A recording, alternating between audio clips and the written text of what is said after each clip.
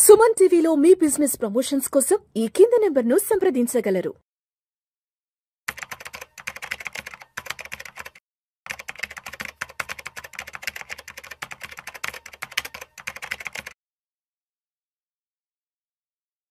నమస్తే హర్ష. నమస్తే sir. Welcome to Vishnu talks. Thank you. So Harsha, recent టైమ్స్లో సెంట్రల్ బ్యాంక్స్ బంగారాన్ని విపరీతంగా కొని బంగారు నిల్వల్ని దాచిపెట్టుకుంటున్నాయి. మొన్నటి వరకు మనం చైనా గురించి మాట్లాడుకున్నాం. చైనా విపరీతంగా బంగారాన్ని కొని గోల్డ్ రిజర్వ్ అని పెట్టుకుంటుందంటూ కూడా.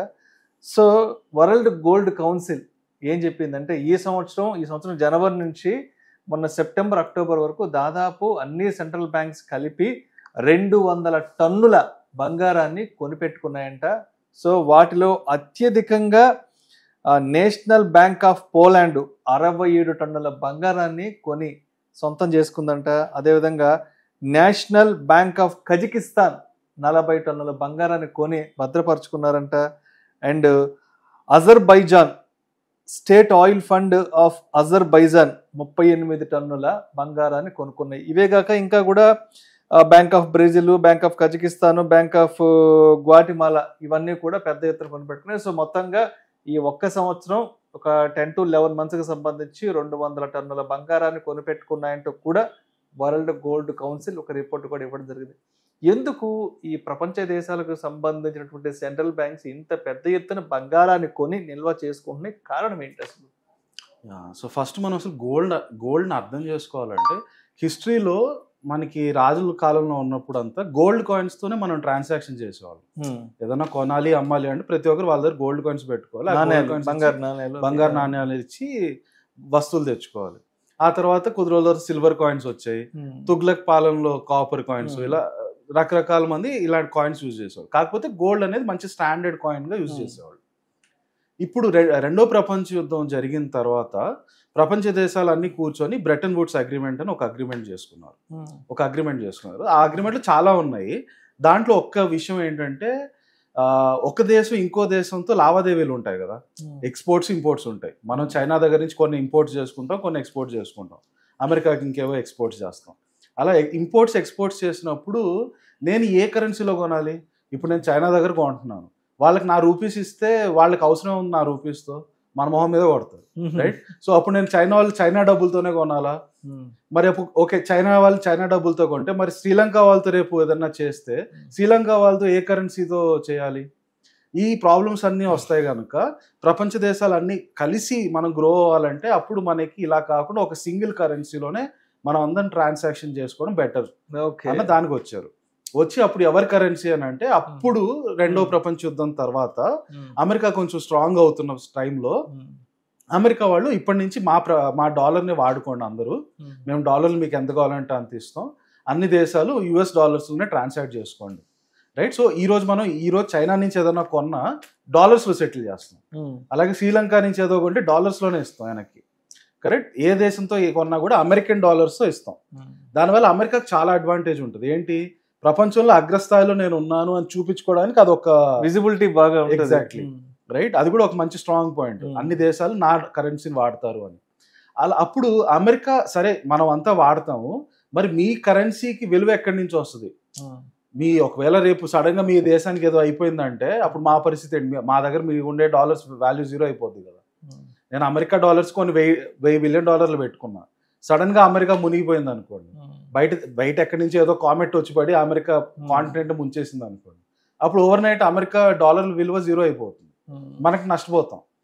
కనుక అప్పుడు మీ డాలర్కి విలువ ఎక్కడి నుంచి వస్తుంది అంటే, అప్పుడు అమెరికా ఏంటంటే, సరే నేను మీకు ఇచ్చే డాలర్లకి ఎంత అవసరమైతే అంత గోల్డ్ నేను తెచ్చి నేను పెట్టుకుంటాను.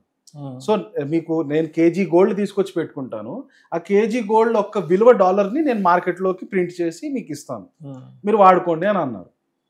అలా నడుస్తూ వస్తుంది. 1945లో బ్రెటన్ వుడ్స్ అగ్రిమెంట్ చేశారు. అక్కడి నుంచి అలా నడుస్తూ వస్తుంది. వచ్చేసరికి 1971కి వచ్చేసరికి ఏమైందంటే, అమెరికా వాళ్ళు వచ్చి ఏమన్నారంటే, బాబు ఆల్రెడీ ప్రపంచంలో చాలా డాలర్లు ప్రింట్ చేసి వదిలేసాం మార్కెట్లోకి, దానికి ఇంకా మీకు ఇలా నేను ప్రింట్ చేసుకుంటూ పోతే దానికి కావాల్సినంత గోల్డ్ ఎక్కడ లేదు ఫస్ట్ ఆఫ్ ఆల్. సో నేను అంత గోల్డ్ ఎక్కడ తీసుకురాలేను, కనుక ఈరోజు నుంచి గోల్డ్ లింకింగ్ లేదు డాలర్స్కి అని అనౌన్స్ చేశారు. మరి గోల్డ్ లింకింగ్ లేకపోతే మరి ఆ డాలర్స్కి వాల్యూ ఎక్కడి నుంచి అంటే అది యుఎస్ గవర్నమెంట్ దీనికి హామీ ఇస్తుంది. ఈ డాలర్కి విలువ ఎప్పుడు యుఎస్ గవర్నమెంటే. సో మీకు ఎనీ టైం ఎవరన్నా దీన్ని తీసుకోనంటే అది తీసుకొస్తే మేము యుఎస్ గవర్నమెంట్ మీకు కావాల్సిన దాంట్లో మేము రిటర్న్ ఇస్తాం మీకు డబ్బులు అని అన్నారు. సో దాన్ని ఫియట్ కరెన్సీ అంటాం. దాని ముందు ఏంటంటే గోల్డ్ బ్యాక్డ్ కరెన్సీ. గోల్డ్ అనేది అండర్లైంగ్ యాసెట్ ఉంది మన దగ్గర ఉండే రూపీ నోట్లకి. కానీ ఇప్పుడు ఫియట్ కరెన్సీ అంటే గవర్నమెంట్ బ్యాకింగ్, గవర్నమెంట్ ట్రస్ట్ ఉంది, గవర్నమెంట్ నుంచి నమ్మకం వస్తుంది ఆ వాల్యూకి, ఆ ఒక నోట్కి. అలా అప్పటి నుంచి అన్ని దేశాలు ఓన్లీ యుఎస్ డాలర్స్లో ట్రాన్సాక్ట్ చేసుకుంటా ఉన్నారు. అండ్ దాని బ్యాక్గ్రౌండ్ గోల్డ్ అయితే ఏమీ కాదు. బట్ అమెరికా ఒక ట్రస్ట్, అమెరికా ప్రపంచంలో అందరికంటే స్ట్రాంగ్ ఎకానమీ కాబట్టి ఆ నమ్మకం మీద అందరూ లావాదేవీలు చేసుకుంటా ఉన్నారు. ఇప్పుడు వచ్చి ఏమైంది, లాస్ట్ 4-5 yearsలో అమెరికా సంక్షోభంలోకి వెళ్ళిపోతుంది. అమెరికాకి ఏం సంక్షోభం వస్తుంది? ఫస్ట్ నెంబర్ 1 వచ్చి అప్పు, విపరీతమైన అప్పు చేసేసి ఉన్నారు. ఇప్పుడు అంత అప్పు తీర్చాలంటే ఇద్దరు వాళ్ళు సొంతంగా బాగా ఎకానమీలో ఉత్పత్తి బాగా పెంచి అది బయట దేశాల్లో అమ్మి అట్లా డబ్బులు సంపాదించాలి. కానీ అలాంటి పరిస్థితి కూడా కనిపించట్లేదు. అప్పుడు వాళ్ళ మిగిలే ఆప్షన్ ఏంటి? డబ్బులు ప్రింట్ చేయడం. డబ్బులు ప్రింట్ చేసేసి అప్పు తీరుస్తున్నారు. కానీ దీనివల్ల ఏమవుతుందంటే ఎప్పుడైనా సరే ఎనీ సెంట్రల్ బ్యాంకు డబ్బులు కనుక ప్రింట్ చేయడం మొదలు పెట్టారు అనుకోండి, ఆ కరెన్సీ యొక్క వాల్యూ పడిపోతుంది. ఎందుకంటే మార్కెట్లో మీరు కొనడానికి ఉండే గూడ్స్ లిమిటెడ్. మీరు ఏవైతే వస్తువులు కొనాలనుకుంటున్నారో, సోప్ కానీ, ఫ్రూట్స్ కానీ, వెజిటేబుల్స్ కానీ, వాట్ ఎవర్ వస్తువులు మీరు కొనాలనుకునే అవన్నీ లిమిటెడ్గా ఉంటాయి. కార్లు, టీవీలు అన్నీ కూడా. కానీ మీ దగ్గర డబ్బులు ఒకటేసారి పెరిగిపోయాయి. ఆ డబ్బులు పెరగడానికి సెంట్రల్ బ్యాంక్ బాగా ప్రింట్ చేసేసి, రూపీస్ బాగా ప్రింట్ చేసి అందరికి పనిచేసింది. రైట్? డబ్బులు బాగా పెరిగిపోతే ఏం చేస్తారు? కేజీ అమ్ముడుపోయే యాపిల్స్ని, 100కి అమ్ముడుపోయే యాపిల్స్ని ఇప్పుడు అది 200కి వెళ్ళిపోతుంది. ఎందుకంటే ఇంకెవరో వచ్చి అంటారు నా దగ్గర ఒకటే కేజీ ఉంది అమ్మడానికి యాపిల్స్, ఒకరు వచ్చి 100 రూపీస్కి ఇస్తావా అంటారు. నా దగ్గర ఒకటే కేజీ ఉందంటే ఇంకొకరు వచ్చి నేను 200 ఇస్తాను నాకి అంటారు. అలా అన్నిటికీ రేట్లు పెరిగిపోతాయి. దాన్ని ఇన్ఫ్లేషన్ పెరగడం అంటారు. సో ఎప్పుడైనా సరే మీరు మనీ ప్రింట్ చేస్తే ఇన్ఫ్లేషన్ అనేది బై డిఫాల్ట్ మీరు ఇంకేం చేసినా చేయకపోయినా పెరుగుతుంది. అది డిఫాల్ట్గా పెరిగిపోతుంది ఇన్ఫ్లేషన్. ఇన్ఫ్లేషన్ అనేది పెరిగితే మీ రూపీకి మీ జేబులో ఉండే 100 రూపాయల ఒక్క విలువ పడిపోయినట్టే. ఎందుకంటే ఇంతకుముందు 100 రూపాయలు పెడితే నాకు కేజీ యాపిల్స్ వచ్చేది, కానీ ఇప్పుడు 100 పెడితే నాకు ½ కేజీ వస్తుంది. యాపిల్స్ ధర 200 పెరిగింది కాబట్టి. అంటే అర్థమైంది మీ జేబులో ఉన్న 100 రూపాయల విలువ తగ్గిపోయింది, సగం పడిపోయింది. రైట్? సో ఈ లింక్ చాలా క్లియర్గా అర్థం చేసుకోండి. సెంట్రల్ బ్యాంక్ కనుక డబ్బులు ప్రింట్ చేస్తే దానివల్ల ఇన్ఫ్లేషన్ పెరిగి మీ జేబులో ఉండే డబ్బులు విలువ ఒకటి పడిపోతుంది. ఇది చాలా స్టాండర్డ్గా అక్రాస్ ద వరల్డ్ అన్ని దేశాల్లోనూ అన్ని ఎకానమీస్లో ఇదే జరుగుతుంది.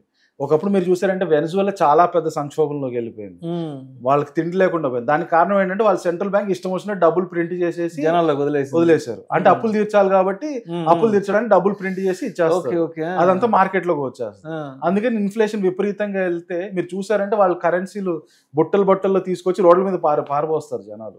ఎందుకంటే వాళ్ళ జేబులో ఉండి విలువ కాగిత నోటుకి విలువ పోయింది. అలా మొత్తం డబ్బులన్నీ రోడ్ల మీద పారబోసేస్తారు. సో ఎక్కడైనా సరే మనీ ప్రింట్ చేస్తే ఇది ప్రాబ్లం. అమెరికా వాళ్ళకి కోవిడ్ అప్పుడు వాళ్ళు విపరీతంగా ప్రింట్ చేశారు. కోవిడ్ అప్పుడు కొంత డబ్బులు ప్రింట్ చేయాల్సిన అవసరం ఉండింది, ఎందుకంటే చాలా మంది ఇబ్బందులు పడుతున్నారు, వాళ్ళందరికీ కొంచెం గవర్నమెంట్ సహకారం అందించాలి కాబట్టి. దానికోసం అని ఒక $1 trillion ప్రింట్ చేసి వాళ్ళకి ఇచ్చుంటే సరిపోయి ఉండేది. కానీ వాళ్ళు ఏం చేశారు, $2 trillion దాకా ప్రింట్ చేసి అవసరానికి మించి. ఎందుకు ఈ అవసరానికి మించి? దీనికి కూడా రీజన్ ఉంది. ఏంటంటే ఫస్ట్ $1 trillion ట్రంప్ ప్రింట్ చేశాడు. ట్రంప్ ప్రింట్ చేసి మార్కెట్ లో పంచాడు, తీసుకోండి మీకు అవసరం. తర్వాత బైడెన్ వచ్చాడు. బైడెన్ నేను కూడా ప్రింట్ చేస్తాను, నాకు కూడా పేరు రావాలని చెప్పి నేను కూడా ప్రింట్ చేస్తానని ఎక్కువగా ప్రింట్ చేసి మార్కెట్ లోకి వదిలేశారు. ఇలా ప్రింట్ చేసిన త్రూ అవుట్ హిస్టరీ ఎప్పుడైనా సరే స్టాండర్డ్ గా జరిగేది ఫస్ట్ ఏంటి, ఇన్ఫ్లేషన్ పెరగడం. అమెరికాలో అంత బాగా ఇన్ఫ్లేషన్ పెరిగిపోయింది. ఇన్ఫ్లేషన్ పెరిగితే ఏమవుతుంది, మీ దగ్గర ఉండే మీ కరెన్సీ యొక్క విలువ పడిపోతుంది, అమెరికన్ డాలర్ విలువ పడిపోతుంది. ఇప్పుడు చెప్పండి, ప్రపంచ దేశాలు అన్నిటి దగ్గర ఇంతకుముందు మనం డిస్కస్ చేసాం కదా, అందరి దగ్గర డాలర్స్ ఉన్నాయి. వాళ్ళ లావాదేవీల కోసం వాళ్ళందరూ డాలర్స్ తెచ్చుకుని పెట్టుకొని ఉన్నారు. డాలర్ విలువ పడిపోతుంది. ఎందుకు? అమెరికా ఇష్టం వచ్చినట్టు డాలర్స్ ప్రింట్ చేసి ఇన్ఫ్లేషన్ పెంచేసి వాళ్ళ డాలర్ యొక్క విలువ పడిపోతుంది. అప్పుడు ఈ దేశాలన్నీ ఏం చేస్తాయి, వాళ్ళ దగ్గర ఉండే డాలర్స్ అని అట్లే ఉంటే దాని విలువ రోజు రోజుకి పడిపోతుంది. మన దగ్గర గవర్నమెంట్ ఆర్బీఐ దగ్గర $600 బిలియన్ US డాలర్స్ ఉంది, కానీ అమెరికా వాళ్ళు ఇష్టం వచ్చినట్టు ఇన్ఫ్లేషన్లో వచ్చేసి వాళ్ళు డాలర్ పడిపోతుంటే అప్పుడు ఏమవుతుంది, ఈ డాలర్స్ ఒక వాల్యూ పడిపోతుంది. అందుకని ఏం చేస్తారు, లాస్ట్ 2-3 yearsలో ఏం చేస్తున్నారు అంటే వీళ్ళందరూ ఈ డాలర్స్ని గోల్డ్ కొనడం మొదలు పెట్టారు. ఎందుకంటే గోల్డ్ విలువ వీటికి సంబంధించింది కాదు.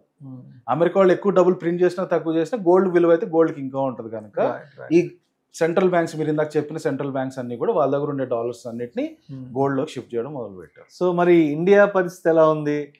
అండ్ దీపావళికి ముందు వరకు కూడా విపరీతమైన ర్యాలీ చూసాం. దీపావళి తర్వాత ఆల్మోస్ట్ గోల్డ్ ఒక 10 to 12% డ్రాప్ అయింది. వెండి విషయానికి వస్తే ఒక 15 to 18% డ్రాప్ అయింది. సో ఇంకా అంటే ఇక్కడి నుంచి what next with the gold and silver prices అసలు? సో గోల్డ్ సిల్వర్లో కూడా ఎప్పుడు మీకు ర్యాపిడ్ అప్స్ అండ్ డౌన్స్ ఉండవు, ఎస్పెషల్లీ విత్ గోల్డ్. సిల్వర్లో కొంత ఉంటుంది, బట్ గోల్డ్ అయితే అస్సలు ర్యాపిడ్ అప్ అండ్ డౌన్స్ ఉండదు. అలాంటిది లాస్ట్ 2 yearsలో ర్యాపిడ్ అప్ ఉండింది. ర్యాపిడ్ గా పెరగడానికి ఒకటి వచ్చి ఇప్పుడు మనం డిస్కస్ చేసిన రీజన్, సెంట్రల్ బ్యాంక్స్ వాళ్ళ దగ్గర ఉండే డాలర్స్ తగ్గించుకొని అంతా గోల్డ్లోకి వెళ్ళాలని అనుకుంటున్నాం, రైట్?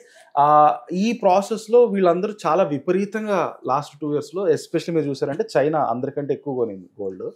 వీళ్ళందరూ ఇంత విపరీతంగా కొనడం వల్ల గోల్డ్ అంత ఫాస్ట్గా పెరిగింది. అంత ఫాస్ట్గా పెరిగినప్పుడు కొంత కరెక్షన్ అవడం అనేది చాలా న్యాచురల్గా జరిగేది. ఎప్పుడైనా సరే గ్రాఫ్ మీకు అప్ అయ్యి బాగా అప్ అయ్యి కొంచెం డౌన్ అయ్యి ఆ తర్వాత మళ్ళీ నెక్స్ట్ లెగ్ అప్ వెళ్తుంది. డైరెక్ట్గా పెరుగుతూ ఒకటే యాంగిల్లో వెళ్తూ ఉండదు. సో దాంట్లో ఒక చిన్న కరెక్షన్ ఫేజ్ రీసెంట్గా జరిగింది పోస్ట్ దివాళీ. అండ్ ఆల్సో మనకి ఇండియాలో దివాళీకి బాగా ఎమోషనల్ వాల్యూ ఎక్కువ ఉండడం, గోల్డ్ దివాళీ అప్పుడు గోల్డ్ కొనాలనుకోవడం, అందుకని దివాళీ అప్పటికి అందరూ చాలా విపరీతంగా గోల్డ్ కొన్నారు. దివాళీ ఎప్పుడైతే అయిపోయిందో నెక్స్ట్ డేకి ఆ డిమాండ్ ఒక్కసారిగా మాయమైపోయింది కనుక ప్రైజెస్ కొంచెం తగ్గడం మొదలు పెట్టింది. But around $4,000 gold international market price per around $4,000 is a very strong support అండి. ఒకప్పుడు ఆల్మోస్ట్ $2,000 దగ్గర ఉండేది, లాస్ట్ 2 yearsలోనే మొత్తం డబుల్ అయిపోయింది. బట్ ఇప్పుడు కొత్తగా $4,000 బేస్ అయిపోయింది. $4,000 నుంచి నెక్స్ట్ $5,000 1 yearలో వెళ్ళడానికే ఛాన్సెస్ ఎక్కువ ఉన్నాయి గోల్డ్కి. At the same time silver మీరు చూస్తే సిల్వర్ కొంచెం ఇండస్ట్రియల్ యూజ్ ఎక్కువ ఉండడం వల్ల దానికి కొంచెం డిమాండ్ పెరుగుతోంది. సో సిల్వర్ గోల్డ్ ఈ రెండు కూడా పెరగడానికి స్కోప్ ఉంది. ఇంకొకటి ఏంటంటే ప్రపంచంలో ఎక్కడైనా సరే సంక్షోభం వస్తే అప్పుడు అందరూ వాళ్ళ దగ్గర ఉండే డబ్బులు గోల్డ్ సిల్వర్లోకి తీసుకొచ్చేస్తారు. సో యుఎస్ సంక్షోభంలోకి వెళ్తుంది అనేది మనకు చాలా క్లియర్గా కనిపిస్తుంది. సో నెక్స్ట్ 1 yearలో ఎనీ టైం యుఎస్లో స్టాక్ మార్కెట్లో ఏ బబుల్ వచ్చి క్రాష్ అవ్వడం, లేదా యుఎస్ డెట్ ప్రాబ్లం వల్ల ఎకానమీ రిసెషన్లోకి వెళ్ళడం, ఇలాంటి న్యూస్ ఏదన్నా బయటకు వస్తే ఇమ్మీడియట్గా మీరు గోల్డ్ సిల్వర్ ప్రైజెస్ పెరగడం చూస్తారు. At the same time US bonds, మన ఇండియన్ బాండ్స్ కూడా పెరుగుతాయి. బట్ ప్రస్తుతం మెటల్స్ గురించి మాట్లాడుకుంటున్నాం కాబట్టి గోల్డ్ అండ్ సిల్వర్ డెఫినెట్గా యుఎస్లో ఎటువంటి క్రైసిస్ వచ్చినా ఈ ప్రైజెస్ మాత్రం ర్యాలీ అవ్వడానికి 100% scope. Thank you so much Harsha. Thank you.